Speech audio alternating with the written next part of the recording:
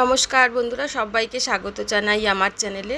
আজকে আমি নারগিসি কোপ্তা বা কাবাব সেই রেসিপিটা শেয়ার করছি। প্রথমেই আমি মটন কিমাটাকে একটু পেস্ট করে নিয়েছি মিক্সিতে।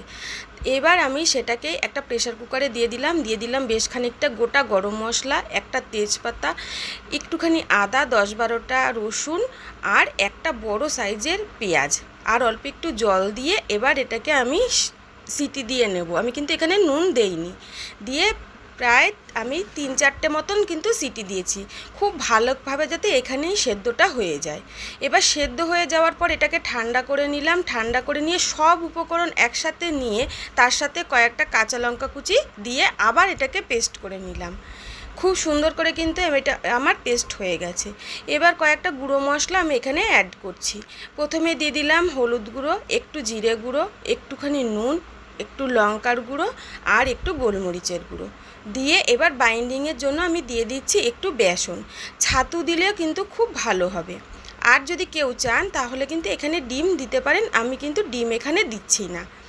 এবার সুন্দর করে মেখে নিলাম। মেখে নিয়ে এবার আমি একটা ডিমের গোলায় চোবাবো বলে প্রথমে ডিমটা আমি রেডি করে নিলাম। একটা ডিম নিয়েছি, দিলাম একটুখানি নুন আর গোলমরিচের গুঁড়ো।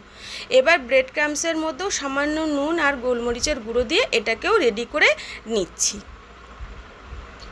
আমি কিন্তু এই প্রথম বানাচ্ছি এই নারগিসি কোপ্তা।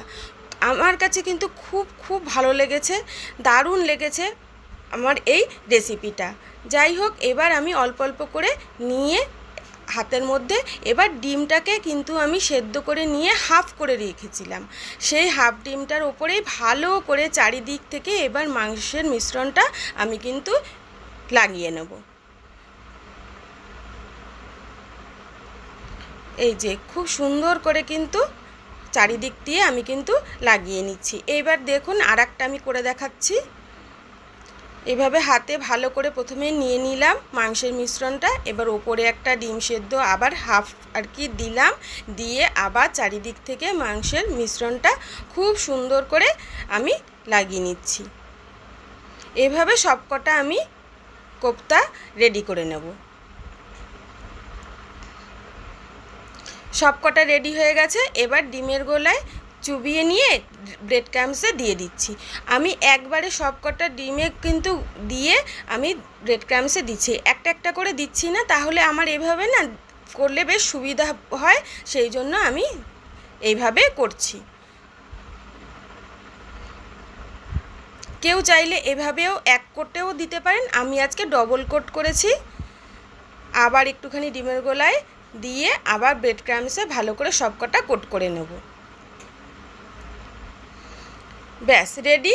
এবার আমি কড়াতে একটা লোহার কড়াই নিয়ে নিয়েছি, তার মধ্যে বেশ খানিকটা সাদা তেল দিলাম, দিয়ে এইবার কিন্তু আমি আঁচটাকে একদম মিডিয়াম টু লোয়ে রেখেছি। আস্তে আস্তে করে কিন্তু এবার ভেজে নেব। যদিও বা আমার মাংসটা খুব ভালোভাবেই সেদ্ধ আছে, তবুও একদম আমি কিন্তু হাই ফ্লেমে ভাজছি না। এইভাবে করে আস্তে আস্তে করে সবকটা আমি কাবাব রেডি করে নিচ্ছি। এই প্রথম বানিয়েছি, কিন্তু অসাধারণ হয়েছিল খেতে। যারা প্রথম বানাচ্ছেন তারা কিন্তু করে দেখতে পারেন, খুব ভালো লাগে এই নারগিসি কাবাব বা কোপ্তাটা। পেঁয়াজ আর টমেটো সস দিয়ে আমি এটাকে সার্ভ করে দিয়েছি।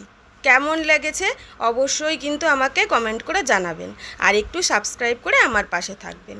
ধন্যবাদ।